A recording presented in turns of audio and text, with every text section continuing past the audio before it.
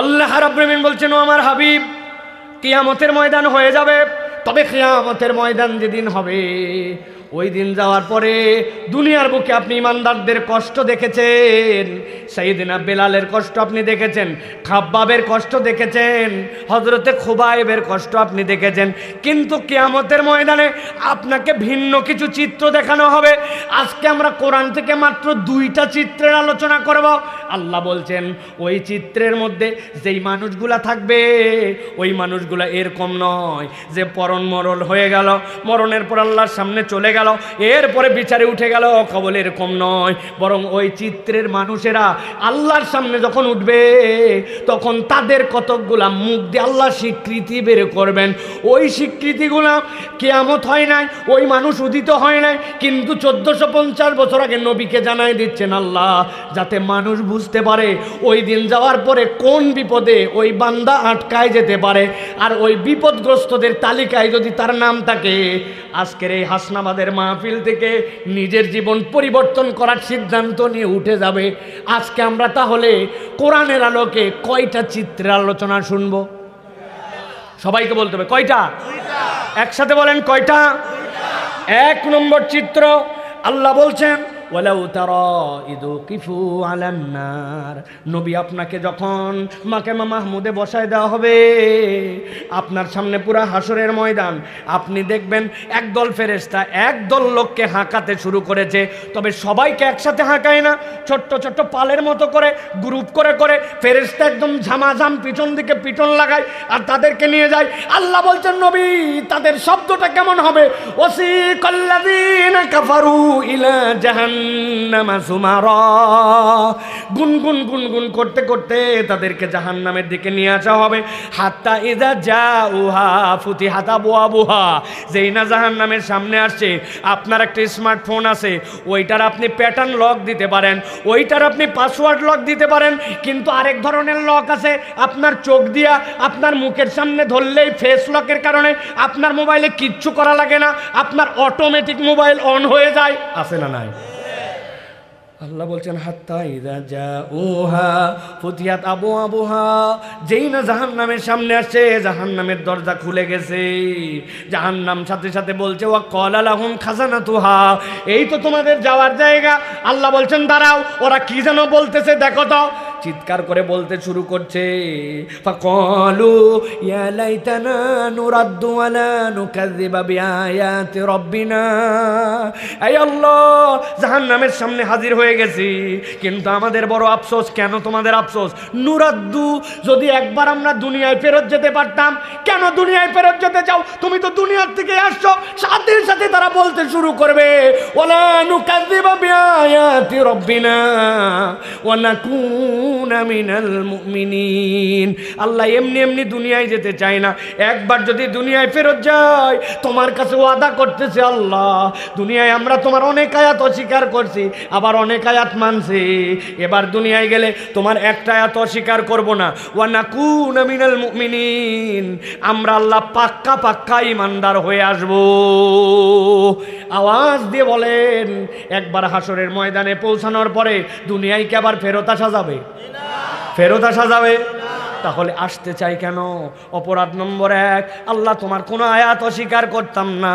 এখানে যারা আমরা বসে আছি, আমরা কি আল্লাহর কোনো আয়াত অস্বীকার করি? আমরা কি আল্লাহর কোনো আয়াত অস্বীকার করে? আমরা কি আল্লাহর কোনো আয়াত অস্বীকার করে?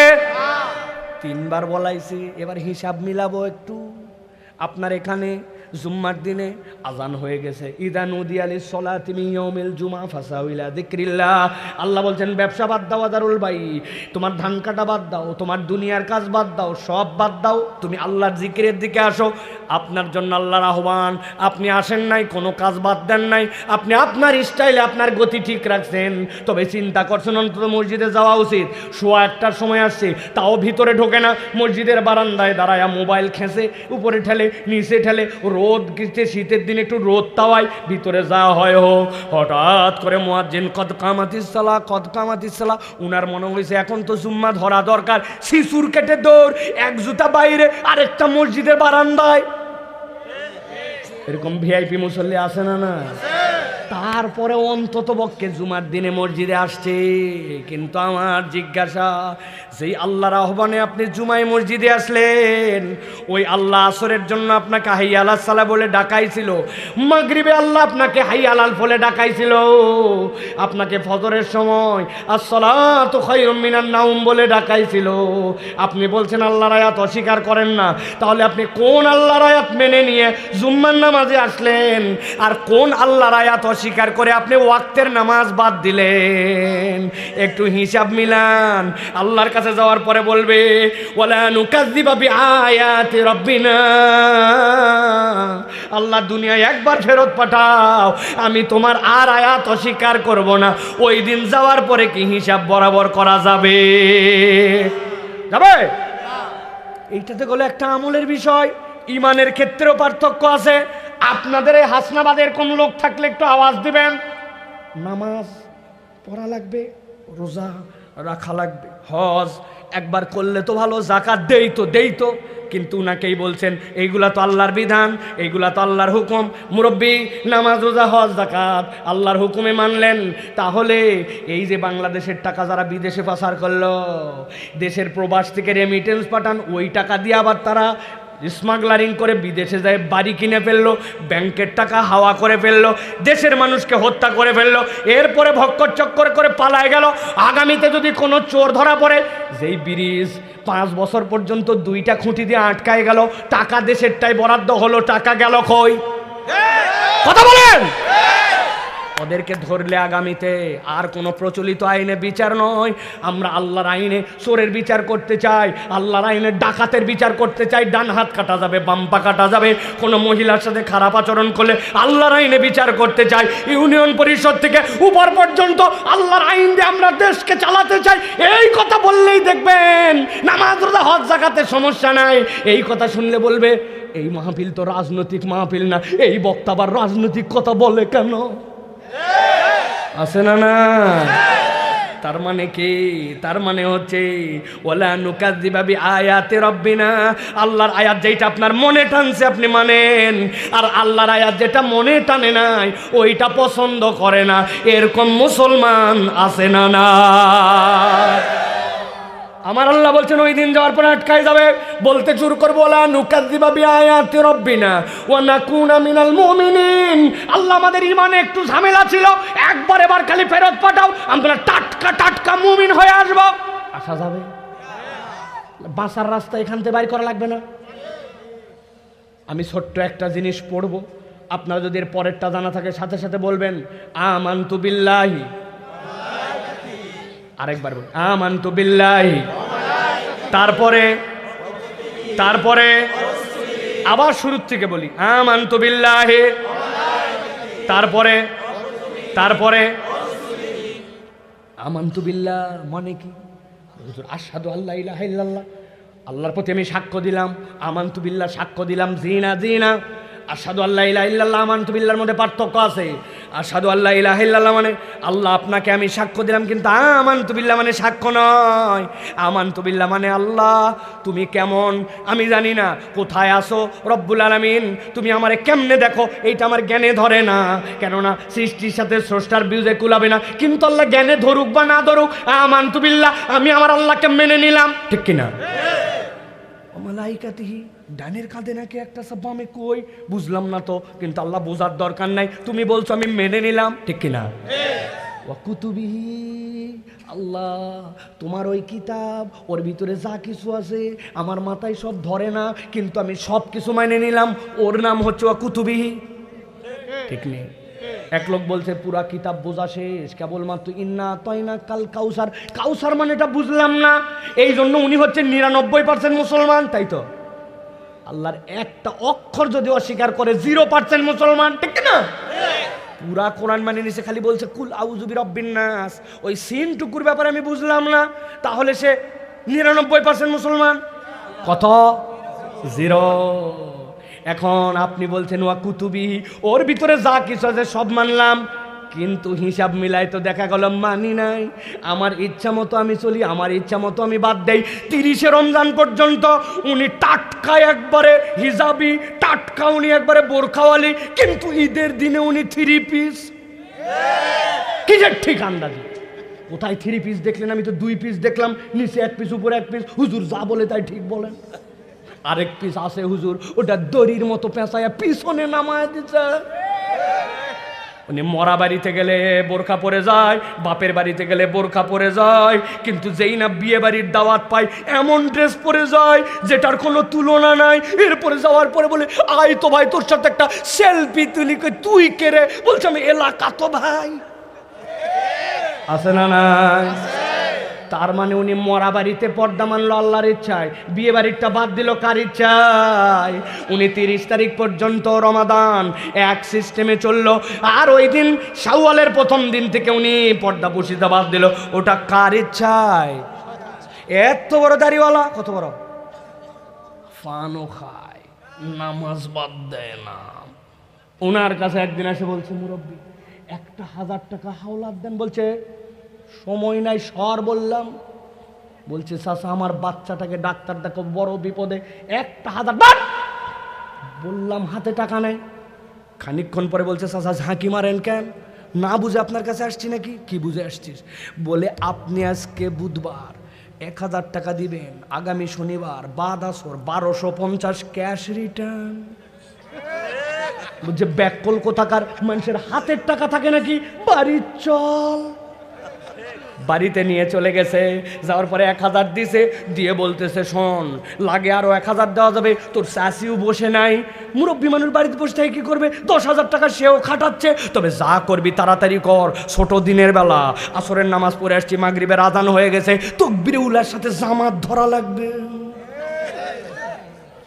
আসরের নামাজ পড়ে আসে, মাগরিবের নামাজ পড়তে যায়, কিন্তু দাদনের নামে, সুদের নামে কারবার করে টাকা লাগায়, দাদনের ব্যবসা করে। এরকম মুসলমান নামদারি মুনাফেক মার্কার দাড়ি টুপিওয়ালাও কতগুলো আছে না না? কোন আল্লাহর বিধানে তাহলে আপনি নামাজ মানলেন, আর কোন আল্লাহর বিধানে আপনি আল্লাহর অর্থনীতি মানলেন না? তাহলে হিসাব এখান থেকে বরাবর করে যাওয়া লাগবে কিনা? আমি একটা বুদ্ধি বার করছি, আপনারা রাজি থাকলে আজকে জানায় দেব। বলবো? তবে এর জন্য শর্ত আছে, যাওয়ার আগে আমার সাথে মুসাফা করে মিনিমাম 50 থেকে 100 টাকা। ফিরি ফিরি কোনো কারবার হবে না। হুজুর মাহফিল আল্লাহ তো আপনার টাকা দিবে, এটা ওদের ব্যাপার, আমি বুদ্ধি দিব, টাকা আমাকে দেওয়া লাগবে, রাজি থাকলে 1 সাফেন 1। হুজুর খুচরা নাই, নৌকার ভাড়া খালি রাখছে, আন্দাজে আপনাকে দিলে ওইবার যাবো কেমনে? বুদ্ধি যদি পছন্দ হয় আমরা এখন থেকে বলবো, এর আগে বলছি আমানতু বিল্লাহি ওয়া মালাইকাতি ওয়া কুতুবি ওয়া রুসুলি, বলছি না? এখন থেকে আমরা হাসনাবাদের মুসলমান, আজকের মাঠের থেকে আমরা এটা সিস্টেম করে বলে দেবো যাতে আল্লাহর কাছে আমরা পার পেয়ে যাই। এখন থেকে বলবো আমানতু বিল্লাহি ওয়া মালাইকাতিহি ওয়া কিচ্ছু কিচ্ছু কুতুবিহি, অথবা আরো বুদ্ধি খাটায় বলবো আমানতু বিল্লাহি ওয়া মালাইকাতি ওয়া যদ্দুর বুঝি তদ্দুর কুতুবিহি। কবরে যায় ফেরেশতাদের যায়, কি ব্যাপার, কিতাবের কিছু মানুষ এরকম, আমি ওইখান থেকে বলে আসছিলাম যদ্দুর বুঝি তদ্দুর কুতুবিহি। এই বুদ্ধিতে কাজ হবে তো? এই বুদ্ধিতে হুজুরে পয়সা দেওয়া যাবে না? প্রিয় ভাইরা, কিয়ামতের ময়দান কোনো ভক্কর চক্কর ময়দান নয়। আল্লাহ বলছেন তারা বলতে শুরু করবে রব্বানা বসরনা ওয়া সামি'না ফারজি'না না'মাল সালিহান ইন্না মুকিনুন।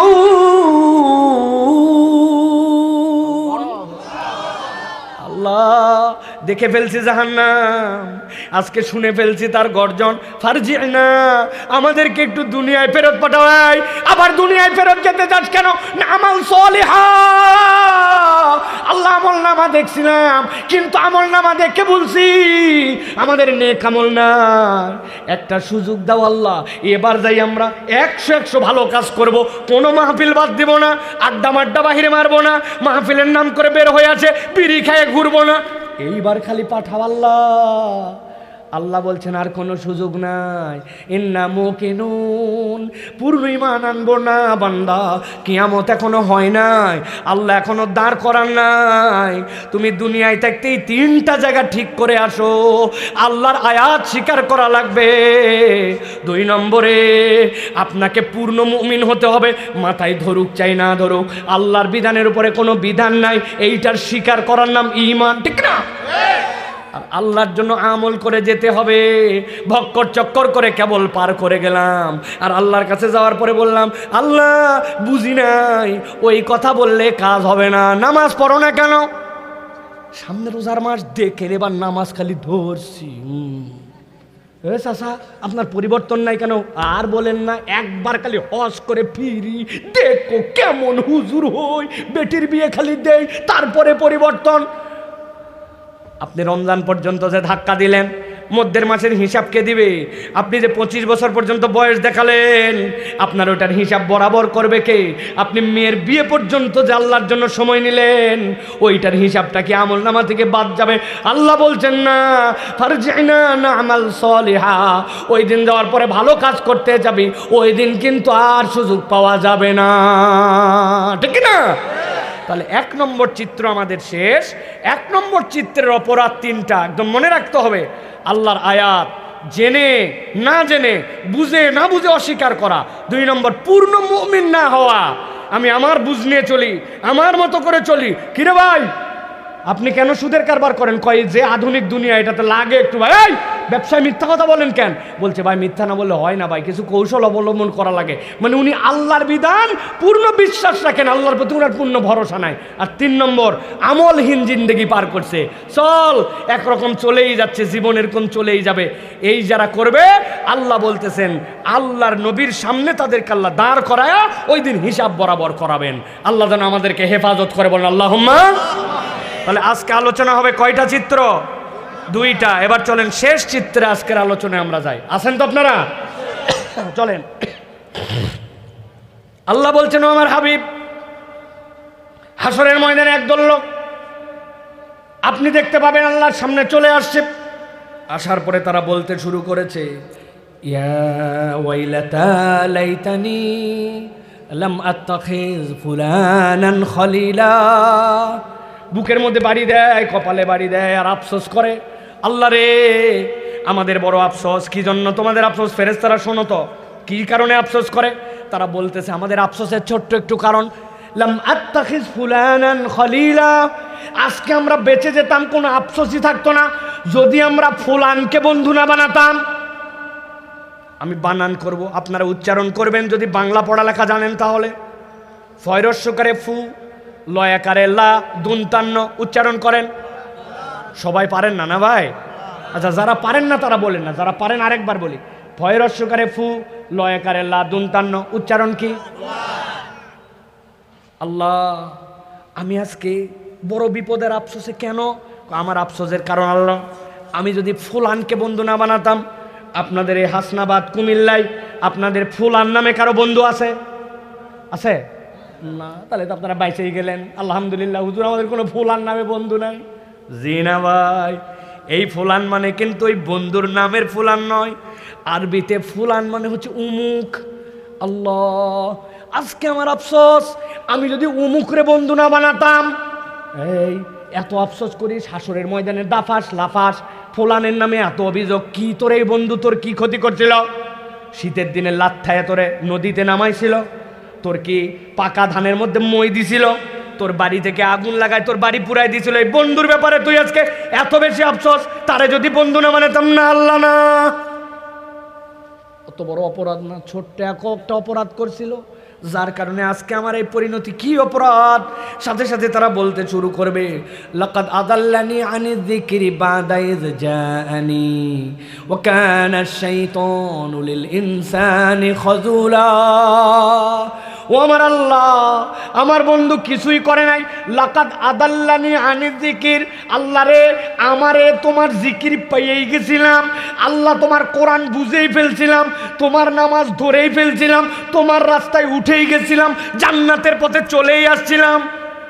কিন্তু আল্লাহ লাকাদ আদাল্লানি আনি যিকির, আমার ওই বন্ধু আমাকে তোমার রাস্তা থেকে পথ সরায় দিয়েছিল। কেমনে রে, কেমনে তোরে পথ সরালো? ছোট্ট দুইটা উদাহরণ দেই, দেখেন তো আপনাদের সাথে মিলে কিনা।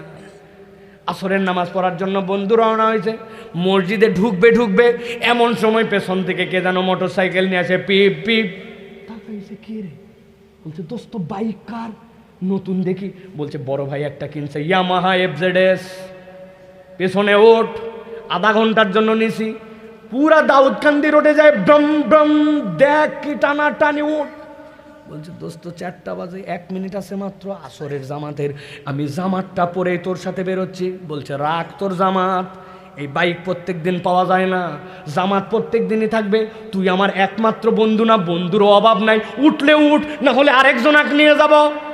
দনমনের মধ্যে পড়ে গেছে, কথা তো ঠিকই, বাইক প্রত্যেক দিন পাওয়া যায় না, নামাজও প্রত্যেক দিন থাকে, নামাজটা পরেও পড়া যাবে।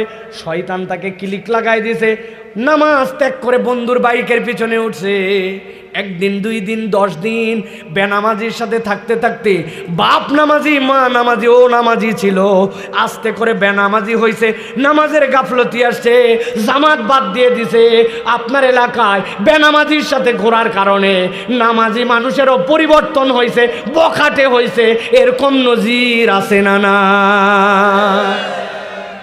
লাকাদ আদাল্লানি আনি যিকির, আল্লাহর রাস্তা থেকে আমারে সরাই দিছে। আল্লাহ, আমি হেদায়েত পেয়ে গেছিলাম। আমার বাপ নামাজ কাজা করে নাই কোনোদিন, ছোটোর থেকে নামাজ পড়ছিলাম, ইউনিভার্সিটিতে চলে গিয়েছিলাম, যেই ম্যাচে উঠেছিলাম, যারে রুমমেট পাইছিলাম, যার সাথে বিকালে ঘুরে বেড়াতাম, যার সাথে ক্রিকেট খেলতাম, নামাজের গুরুত্ব দেয় নাই। একসাথে ক্রিকেট খেলার পরে মসজিদের ঘাটলার মধ্যে পা ধুইয়া মসজিদের উজুখানায় কুলি করে মসজিদের থেকে নামাজ না পড়ে চলে যায়। এরকম নজির, এরকম প্রমাণ, এরকম আপনাদের জানা আছে না? না,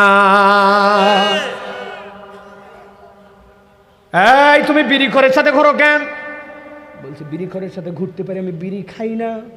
1 দিন 2 দিন 10 দিন বিড়ি খাই না বলে যার সাথে ঘুরতো, 10 দিনের দিন দেখবেন ওই বিড়ি ধরানোর পরে বলছে তোর পরে আমি ফার্স্ট কল। কিরে, যেই বিড়ির গন্ধ সহ্য করতে পারো না, 10 দিন পরে ও বিড়ি করের সাথে বিড়ি করে হয়ে গেছে। এরপরে আস্তে আস্তে করে বিড়ি খাইতে খাইতে কিছুদিন পরে নেশাখোর হয়েছে, মাদকাসক্ত হয়েছে। এরপরে পিকনিকের নাম করে, নানান উৎসবের নাম করে চারিদিক দিয়ে এরকম করে ঘর বানায়, ভিতরে ডেক বক্স নিয়ে যায়, আসেনি দৃষ্টির সময় একজন বলছে দোস্ত বিড়ি খায় দম আসে না, বলছে বুদ্ধি বের করছি, তোর হাতে বিড়ি দিয়ে গেলাম, তুই খেলে ভিতরের মাল ফেলা। ভিতরের মাল ফেলছে, উনি টান দিয়ে জায়গা মতো চলে গেছে, যাওয়ার পরে ছোট্ট একটা পুরি আনছে, পুরি আনে বেলেট দিয়ে কুচকুচ করে কাটছে, কাটে ভিতরে গাছে গাছে ঢুকাই বলছে এবার খালি টানে দেখ, এক টানেতে যেমন তেমন, 2 টানেতে রাজা। হাসনাবাদ অঞ্চলে উহার নাম। বাবা, স্টেজের লোক জানে। যেই বন্ধুটা বিড়ি খাইতো না, এরকম বাজে বন্ধুর খপ্পরে পড়ে নেশাখোর, মাদকাসক্ত, বাজে চরিত্রে চলে গেছে, এরকম প্রমাণ আছে না? না, আমার আল্লাহ বলছেন, তারা বলতে শুরু করবে লাকাদ আদাল্লানি আনি যিকরি বাদা ইয জানি ওয়া কানা শাইতানু লিল ইনসানি খাযুলা। শয়তান তোমার জন্য সব সময় অপশন নিয়েছিল, আর ওই বন্ধু তোমার ওসিলা ছিল। তুমি খুঁজে দেখো, তোমার আমার জীবনে এরকম বন্ধু নামের শয়তান আছে না? না, এই দোস্ত, অমুক সিনেমার লিঙ্কটা পাইছিস, অমুক নায়িকার বুকটা দেখছিস, কোমরের সাইজ জানিস, এখন পর্যন্ত শুনি তুই ব্যাকডেটেড হয়ে আছিস, হিন্দি গান শুনিস, আর ইংলিশ গান শোন, ওয়াকম্যান কানে দিছিস, ওটা কোনো পাওয়ারই নাই, ভালো একটা শোন যেটার মধ্যে বিটগুলো অনেক সুন্দর হবে, ওটার দাম কত, কোথায় পাওয়া যাবে, ও জীবনে তোমাকে বলে নাই। ফজরের নামাজ পড়ছিস দোস্ত, মোবাইলের হারামটা বাদ দে, 1 পাতা কোরআন শরীফ পড়। তোর ভাইয়ের সাথে তোর ভাইয়ের সম্পর্ক ভালো না, কেন তুই এরকম? তোর ভাইয়ের সাথে তো তোর জান্নাতে দেখা হবে, তাহলে তুই তো সম্পর্ক কাট আপ করতে পারিস না। হালকা মন ধরা ধরছি তাই কি, তুই তো তার সাথে ভালো করে চলবি। জীবনে নামাজের কথা, পজিটিভ কথা, আল্লাহর কথা, রসুলের কথা, কোরআনের কথা জিন্দগিতে বলে না, ওর সাথে দেখা হলে খারাপ দিকে উস্কায়, এরকম বন্ধু আছে না? নাই? হাত তোলালাম না, আছে মানে কি? আছে মানে কি বলবেন? আমরা আছে আবার কি?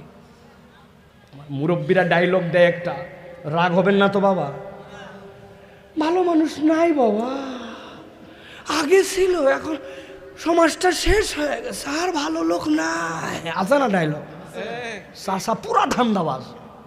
আপনি ভালো নাই কনকা, আপনি নিজে ভালো হলে তো আপনাকে আমি খুঁজে পাই। উনি নিজে ভালো হবে না, কিন্তু খালি বলে ভালো মানুষ নাই। আছে না?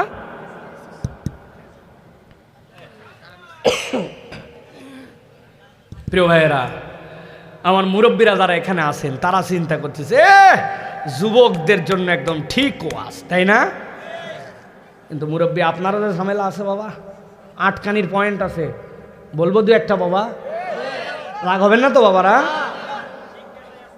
আসরের নামাজ হয়ে গেছে, চায়ের দোকান, আপনার এলাকায় পার্লামেন্ট হাউস আছে না? বুদ্ধি দিচ্ছে, আরে বেকুব কোথাকার ইউক্রেনের প্রেসিডেন্ট, তুই এইভাবে আক্রমণ করলে তুই তো রাশিয়া ডাবাতে পারিস। রে বাবা, হাসনাবাদের চায়ের দোকানে 5 টাকার চা খাইয়ে উনি মুরাদ কি, উনি ইউক্রেন রাশিয়ার যুদ্ধ সামলাচ্ছে, আমেরিকা সামলাচ্ছে, ইউনিসেফ বুদ্ধি দিচ্ছে। আছে না? না, যে কোনো সময় উনাকে বাংলাদেশ ব্যাংকের গভর্নর বানায় দেওয়া যাবে। আছে না? অথচ 18 যোগ দেওয়ার পরে যদি বলা হয় 9 দিয়ে 18 গুণ দেন, ঘাবড়ায় যাবে। কিন্তু উনি বাংলাদেশ ব্যাংক নিয়ে টেনশন। আছে না? 3 বন্ধু মিলে আসছে, ডানে একজন বসছে, বামে একজন, মধ্যে একজন। ডানেরটা গিবত কমিটির সভাপতি, বামেরটা সহসভাপতি, মধ্যেরটা ক্যাশিয়ার। ক্যাশিয়ার মানে বোঝেন নাই? ওই দিন চায়ের পয়সাটা উনি দিবে। ডানের জন বলতেছে, ও চাচা শুনছো নি? কি? উত্তরপাড়ার দুলাল দুবাই গেছে, যেটা ওর বইয়ের খবরে, মারাত্মক অবস্থার বইয়ের 3টা দোষ খুঁজে বার করছে, শোন দুলালের বউ আর মানুষ নাই। আছে না? পাশের জন বলতেছে, তুমি আসো উত্তরপাড়ার দুলাল নিয়ে, আমার মসজিদের ইমাম 2টা দোষর খুঁজে পাইছে, শোনে। ইমাম সাহেবের গোষ্ঠী উদ্ধার, দুলালের বইয়ের গোষ্ঠী উদ্ধার, উমুকের গোষ্ঠী উদ্ধার। দোষ সবগুলাই থাকতে পারে, কিন্তু ব্যক্তি উপস্থিত নাই। এই চর্চা চলতেছে। মধ্যের জন কথা বলে না, উনি ক্যাশিয়ার সাহেব, পজিশন আছে একটা, উনি খানিকক্ষণ পরে বলছে, থাম, এইগুলা বলা ঠিক না, তবে না বলেও পারি না, আল্লাহ মাফ করুক, তোদের 2 জনের কথাই ঠিক। বোঝেন না? কেইসা ক্যাশিয়া, এগুলা কথা বলা উচিত না, না বলে পারি না, আল্লাহ মাফ করুক, কথা ঠিক। আছে না? না, সারাদিন যা কামাই করলো, আইয়ুহিব্বু আহাদুকুম আইয়াকুলা লাহমা আখিহি মাইতা। আল্লাহ বলছেন, তুমি তোমার মরা ভাইয়ের গোস্ত খাও না, কিন্তু তার থেকে বেশি গোস্ত তুমি নামাজ পড়ে খাও, যাকাত দিয়ে খাও। 2 মহিলা এক জায়গায় হলে 3 নম্বর মহিলার বিপক্ষে কথা না বললে ওনার দিলের তৃপ্তি হয় না। যেই দোকানে কসমেটিক্স কিনি ভাবি, বলেন না ছেলেটা যে কি ভালো, যে সিএনজি আলাটা আমাকে নামাই দিয়ে গেলে, ওরে ব্যবহার, ঘাটের মাঝি, এত রোদের মধ্যে কাজ করে কিন্তু কোনো বিরক্তি নাই। দুনিয়ার মাঝি ভালো, সিএনজি ওয়ালা ভালো, দোকানদার ভালো, খালি আল্লাহ একটাই খারাপ মানুষ দিছে, ওইটা উনার স্বামী। কথা বললেন না? যে আছে না? না, কেন আপনার এই চরিত্র, কেন আপনার এই তবিয়ত? আল্লাহ বলতেছেন, সাবধান হও। এই তবিয়তের একমাত্র কারণ, লাকাদ আদাল্লানি আনি যিকরি বাদা ইয জাআনি। আপনি যাকে বান্ধবী বানাইছেন, ওটা আপনাকে জান্নাতের দিকে টাকে না। ওইটা বোরখাওয়ালি হতে পারে, কিন্তু গীবত যদি করে, পরনিন্দা যদি করে, আপনাকে যদি উস্কায়, তাহলে বুঝবেন ও আপনার বান্ধবী নয়, আপনাকে জাহান্নামে নেওয়ার কারিগর। ঠিক না? এরকম আছে না? নাই? আপনার যা যৌবন আর চেহারা আর যে সুরত, ওই লোকের সাথে আপনার থাকা লাগবে। কে বলছে? বহু মরদ আপনার জন্য অপেক্ষা করছেন, দেন তালাক। আছে না? ইনজেকশন দেয়, কই ওরে ভাই, দুনিয়া থেকে মহিলা একটাই নাকি? আপনার যে আল্লাহ চেহারা দিছে, যে অবস্থান দিছে, হোক না একটা সোল, তার টেনশন নেন না, তালাক দেন ওটা। আমি বিয়ের জন্য মেয়ে দেখতেছি, ওটা সাক্ষাৎ শয়তান, ও সম্পর্ক ভাঙার জন্য আপনাকে উস্কায়। আছে কি নাই? আল্লাহ বলছেন ভালো করে বুঝো আমার কথা শেষের দিকে, লাকাদ আদাল্লানি আনি যিকরি বাদা ইয জানি, আমি তো মায়ের পেটের থেকে ইমানদারের ঘরে চলে আসছিলাম, আমার বাপ মাকে আমি নামাজ পড়তে দেখছিলাম, আমার ধর্ম আমার পকেটের মধ্যে, আমার ন্যাশনাল আইডি কার্ডের মধ্যে ইসলাম লেখা ছিল, কিন্তু এমন সোহবত, এমন পরিবেশ, এমন মানুষের সাথে ঘুরলাম, আমার দুনিয়া আখিরাত বরবাদ হয়ে গেল। ঠিক কি না? সাবধান হন প্রিয় ভাইয়েরা, সাবধান। আল্লাহ বলছেন কথা যদি এখানে শেষ হতো, শেষ কথা তো এখানে শেষ নয়। আল্লাহ বলছেন একটা কথা ওই জাহান্নামের সামনে যারা আসছিল তাদেরকে বলে দেওয়া হয়েছিল, ওয়াকালা লাহুম খাজানাতুহা আলাম ইয়াতিকুম রাসূলুম মিনকুম ইয়াতলুনা আলাইকুম আয়াতি রাব্বিকুম ওয়া ইনযিরুনাকুম লিকা ইয়াউমিকুম হাযা, তোমাদের সামনে কি নবী আসে নাই, কিতাব বলে নাই, 17তম মাহফিল আয়োজন করে বছরকে বছর তোমাকে কি জাহান্নামের ভয় দেখানো হয় নাই? নবী এসে হাজির হয়ে গেছেন। আল্লাহ আমার শেষ কথা, যারা আজকে বলতেছে আমাদের বন্ধু বিপদে, বলছে আল্লাহ আমার একটা আরজি আছে, ওয়াকাল আর রাসূল, আল্লাহর নবী এসে বলবেন ইয়া রব্বি, ও আমার আল্লাহ, ইন্না কওমি ইত্তাখাযু হাযাল কুরআনা মাহজুরা, আমি তোমার কাছে বিচার দিলাম, আমার কওম এই কোরআনকে খেল তামাশা হিসাবে গ্রহণ করেছিল, অতএব কেবল জাহান্নামে ফেলে দিলে হবে না, আমার এই বিচার করার পরে তাদেরকে কি শাস্তি দিচ্ছ এইটা জানাইয়া জাহান্নামে দেওয়া লাগবে। নাউযুবিল্লাহ। নবী যদি আপনার আমার বিপক্ষে যায়, বাঁচার আর উপায় থাকবে তো? বাঁচার আর উপায় থাকবে তো? কেমনে তাহলে নবী বললেন ইত্তাখাযু হাযাল কুরআনা মাহজুরা? ও জানে নামাজ পড়া লাগবে, বললাম না। চাচা আপনার মুখে দাড়ি নাই যে, 60 বছর বয়স, কি ব্যাপার? বলছে রাখতে তো চাই, কিন্তু তোমার চাচি আম্মা লাইক করে না, চাচি পছন্দ করার জন্য মুখে দাড়ি রাখে নাই। আছে না? না, সামনে বিয়া, মেয়ে যে আমার সাথে বিয়ের কথা চলতেছে, ওই মেয়ে বলছে হুজুর মুজুর পছন্দ করে না, এই জন্য দাড়ি রাখে নাই। যেই মেয়ে দাড়ি পছন্দ করে না, বিয়ের কথা যদি হয়েও থাকে, ওই মেয়েকে বিয়ে করা হারাম, নাজায়েজ, ও প্রকাশ্য ফিসকে সমর্থন করে। তোমার দাড়ি নাই, তোমার পায়ের উপরে টাকনুর উপরে উঠলো না কাপড়, তুমি মিথ্যা কথা বাদ দিলে না, মুখ দিয়ে কথা হলেই গালি দেয়, এইগুলা সবগুলো আল্লাহর বিধান জানে, কিন্তু এইগুলাকে মনে করছে বলনেওয়ালা বলে যাবে, মাহফিলকে জমাই দিয়ে যাবে, বড় আয়োজন হয়ে যাবে, শুননেওয়ালা শুনে যাবে। আল্লাহ বলছেন ইত্তাখাযু হাযাল কুরআনা মাহজুরা, নবী ওই দিন বিচার দিবে, নবীর করা কেস কিন্তু মোকাবেলা করার সামর্থ্য আমাদের না, ঠিক কি না? তাহলে আমরা আজকের থেকে সিদ্ধান্ত নেই মাহফিল থেকে যে আমরা কি পরিবর্তন হব, নাকি যেমনে চলতেছিল এরকমই চলবো? বুঝে বলেন, পরিবর্তন হবো ইনশাল্লাহ। ওটা কি নামাজ ধরে না বাদ দিয়া, মিথ্যা কথা ছেড়ে না বলে, মুখের গালি রেখে না বাদ দিয়া, পর্দাপুশিতা করে না পর্দাপুশিতা ছাড়া? কি বন্ধুর সাথে তুমি ঘোরো যে তোমার এমন চুল কাটালো, এমন ড্রেস পরালো, এমন অনুকরণ করালো যেটা তোমার জাহান্নামে যাওয়ার কারণ, তুমি তারপরেও তারে বন্ধু মনে করতেছো কেমনে? সাবধান হও ভাই, সাবধান হও। আল্লাহ তোমাদেরকে এই মাহফিলে নিয়ে আসছে, এটা বড় নিয়ামত। বহু যুবক যায় দেখো বখাটে, মাহফিলে পর্যন্ত আসতে পারেনি, আল্লাহ তোমাকে বসাইছে এই জায়গায় হেদায়েত দেওয়ার জন্য, ঠিক কিনা? তোমার বয়সে মুসাব ইবনে উমাইর কি ছিলেন, তোমার বয়সে আল্লাহ রাসূলের সাহাবীদের ডেডিকেশন কি ছিল, তাদের দুনিয়া বুঝোরা কি অবদান ছিল, একবার চিন্তা করে দেখো। তাহলে আমি তার উত্তরসূরি, আমি কেমনে এই চুল কাটি যেটা আমার বাপ মা সমাজ পছন্দ করে না, আমি কেমনে ওই রকম করে চলাফেরা করি যেটাতে সামনে কেউ কিছু বলে না, পিছনে আমাকে বেয়াদব বলে। আপনি কেমনে একই মায়ের পেটের সন্তান, আপনার ভাইয়ের সাথে আপনার সম্পর্ক নাই, দুনিয়া জোড়া আপনার বন্ধু, ফেসবুকের বন্ধু, মুখের বন্ধু, আপনার ভাইয়ের সাথে আপনার সম্পর্ক নাই, আপনি আল্লাহর সাথে কেমনে দাঁড়াবেন? সিলাতুর রেহেম নাই আপনার, ঠিক কিনা? এরকম আছে কি আপনার এলাকায়? আসেনি ভাই? আছে?